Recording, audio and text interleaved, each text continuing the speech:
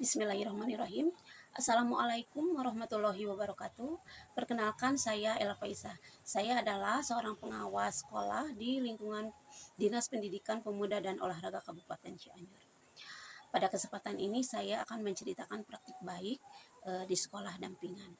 Peningkatan mutu satuan pendidikan tidak lagi dapat dilakukan melalui pendekatan konvensional yang bertumpu pada rutinitas administrasi semata. Transformasi pendidikan menuntut adanya kepemimpinan berbasis data yang mampu mengarahkan pengambilan keputusan secara tepat, terukur, dan berdampak nyata. Dalam konteks ini, pengelolaan pendidikan berbasis data menjadi fondasi utama dalam mewujudkan tata kelola pendidikan yang efektif dan berkelanjutan. Sebagai pengawas sekolah di Kecamatan Cipanas, Kabupaten Cianjur, saya membina 11 sekolah dasar dari total 42 sekolah dasar negeri dan swasta yang ada di Kecamatan Cipanas. Hasil pemetaan awal menunjukkan bahwa pemanfaatan data di sekolah masih berada pada level administratif, belum mencapai tahap analisis dan strategis. Data seperti rapot pendidikan, hasil asesmen, serta pencapaian kinerja guru belum digunakan secara optimal dalam menyusun program peningkatan mutu. Kondisi ini berdampak pada kurang tepatnya intervensi program serta belum maksimalnya peningkatan mutu pendidikan. Oleh karena itu, diperlukan optimalisasi kepemimpinan pengawas sekolah melalui pendekatan data driven leadership sebagai strategi transformasi pengelolaan pendidikan. Dengan merujuk kepada latar belakang tadi, saya selanjutnya akan memaparkan cerita praktik baik dengan model STAR, yaitu situasi, tantangan, aksi, dan refleksi selama melaksanakan pendampingan di sekolah binaan. Dengan judul cerita praktik baik, optimalisasi kepemimpinan pengawas sekolah dalam pengelolaan pendidikan berbasis data untuk meningkatkan mutu satuan pendidikan. Cerita praktik baik ini mengacu kepada rumusan masalah. Yang pertama, bagaimana strategi kepemimpinan pengawas sekolah dalam mengoptimalkan pengelolaan pendidikan berbasis data di sekolah binaan. Yang kedua, bagaimana dampak implementasi kepemimpinan berbasis data terhadap peningkatan mutu satuan pendidikan. Baiklah, kita ke pembahasan. Yang pertama, ke situasinya. Pada tahap awal, sekolah binaan menunjukkan pola pengelolaan yang belum berbasis data. Perencanaan program disusun secara rutin tanpa analisis mendalam terhadap kebutuhan nyata. Kepala sekolah dan guru belum memiliki kapasitas literasi data yang mendalam atau memadai, sehingga data belum dimanfaatkan sebagai alat refleksi dan pengambilan keputusan. Akhirnya, program peningkatan mutu cenderung tidak fokus dan kurang berdampak signifikan terhadap hasil belajar peserta didik. Selanjutnya, yang kedua adalah tantangan. Berdasarkan situasi tersebut, terdapat beberapa tantangan utama yang dihadapi, yaitu yang pertama, rendahnya literasi data, kemudian yang kedua, belum terbentuknya budaya pengambilan keputusan berbasis data, ketiga, keterbatasan integrasi data dalam dokumen perencanaan sekolah, terutama RKT dan ARKAS, keempat, variasi kemampuan antar sekolah binaan, dan kelima, resistensi terhadap perubahan pola kerja. Tantangan ini menuntut adanya kepemimpinan pengawas yang tidak hanya bersifat administratif, tetapi juga transformasional dan adaptif. Selanjutnya, aksi. Nah, sebagai respon terhadap tantangan tersebut, dilakukan transformasi sebagai berikut. Yang pertama, itu menjawab rumusan masalah yang pertama, yaitu strategi kepemimpinan pengawas sekolah dalam mengoptimalkan pengelolaan pendidikan berbasis data di sekolah binaan. Strategi yang pertama yaitu penguatan mindset berbasis data. Kemudian yang kedua, implementasi klinik data sekolah. Nah, ini akan menjadi inovasi utama di dalam pembinaan di sekolah binaan saya.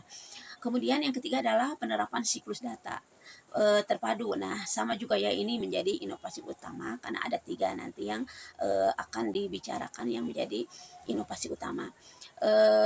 Penerapan siklus data terpadu ini mempunyai pendekatan sistematis, yaitu ada yang data, kemudian dianalisis, perencanaan, implementasi, evaluasi, dan perbaikan. Pendekatan ini selaras dengan metode perencanaan berbasis data atau PBD dalam rapat pendidikan yang dikenal dengan 3 langkah, yaitu IRB. Yang pertama adalah identifikasi, kemudian kedua refleksi, dan ketiga benahi, yang terdiri dari 2 macam, yaitu benahi perencanaan. Ya, di sini perencanaan itu terutama menyusun program peningkatan RKT dan ARKAS, yang kemudian keempat adalah benahi implementasi dan evaluasi hasil secara berkala. Kemudian yang keempat adalah observasi pengelolaan kinerja berbasis data, kelima monitoring dan evaluasi berkelanjutan, dan keenam pendekatan kolaboratif dan diferensiatif. Penerapan 6 strategi tersebut seperti yang sudah tadi dipaparkan, terdapat inovasi unggulan, yaitu yang pertama adalah klinik data sekolah, dua siklus data terpadu atau SDT, dan ketiga adalah pendekatan diferensiatif. Kemudian yang selanjutnya adalah menjawab rumusan masalah yang kedua, yaitu dampak ke implementasi kepemimpinan berbasis data terhadap peningkatan mutu satuan pendidikan. Praktik ini memberikan dampak pada berbagai level. Yang pertama adalah level makro. Pada level makro ini, praktik baik ini sudah ada penguatan tata kelola pendidikan berbasis data, kemudian ada peningkatan akuntabilitas sekolah. Kemudian dampak pada level mikro meso atau sekolah. Nah, di sini perencanaan sudah lebih cepat, tepat sasaran, kemudian program lebih efektif. Yang ketiga adalah pada level mikro, yaitu guru dan siswa. Nah, di sini pembelajaran sudah berbasis kebutuhan, kemudian peningkatan hasil belajar. Adapun keunggulan praktik baik ini adalah yang pertama, berbasis data nyata. Kemudian sistematis dan terstruktur, ketiga adaptif dan kontekstual, keempat mudah direplikasi, dan kelima berdampak langsung pada mutu pendidikan. Yang terakhir adalah refleksi. Nah, optimalisasi kepemimpinan pengawas sekolah dan pengelolaan pendidikan berbasis data menunjukkan dampak yang signifikan antara lain dengan adanya perubahan pola pikir atau mindset, peningkatan kualitas dan perencanaan, peningkatan kinerja guru dan hasil belajar, penguatan tata kelola sekolah. Kemudian selain itu juga terjadi perubahan budaya menuju continuous improvement berbasis data yang menjadi indikator keberhasilan transformasi. Dalam pelaksanaan praktik baik ini terdapat sejumlah faktor pendukung yang berkontribusi terhadap keberhasilan implementasi, di samping beberapa kendala yang dihadapi. Untuk mengatasi kendala tersebut dirumuskan juga solusi strategis sebagai berikut. Yang pertama, faktor pendukung, ini ada komitmen kuat dari kepala sekolah dalam mendorong implementasi program. Kemudian, dukungan kebijakan pendidikan yang selaras dengan pengelolaan berbasis data. Kemudian, yang ketiganya ada ketersediaan dan aksesibilitas data pendidikan yang memadai. Kemudian, terjalinnya kolaborasi aktif antar sekolah binaan. Dan kendalanya di sini ada variasi kemampuan sumber daya manusia dalam pemanfaatan data, kemudian ada keterbatasan waktu dalam melaksanakan pembinaan secara optimal, kemudian adanya resistensi terhadap perubahan pola kerja, dan adanya juga keterbatasan sarana dan prasarana pendukung. Nah, solusi-solusi dari kendala tersebut yaitu pelaksanaan pendampingan secara berkelanjutan dan struktur, penyelenggaraan pelatihan terhadap sesuai kebutuhan dan tingkat kompetensi, ketiga penerapan pendekatan persuasif dalam membangun kesadaran perubahan, dan keempat optimalisasi pemanfaatan sumber daya yang tersedia. Nah, kesimpulan dari cerita praktik baik ini adalah disimpulkan sebagai berikut. Yang pertama, peran dan strategi pemimpinan pengawas sekolah diwujudkan melalui penguatan literasi data, pendampingan perencanaan, supervisi berbasis data, serta monitoring berkelanjutan dengan pendekatan kolaboratif dan diferensiatif.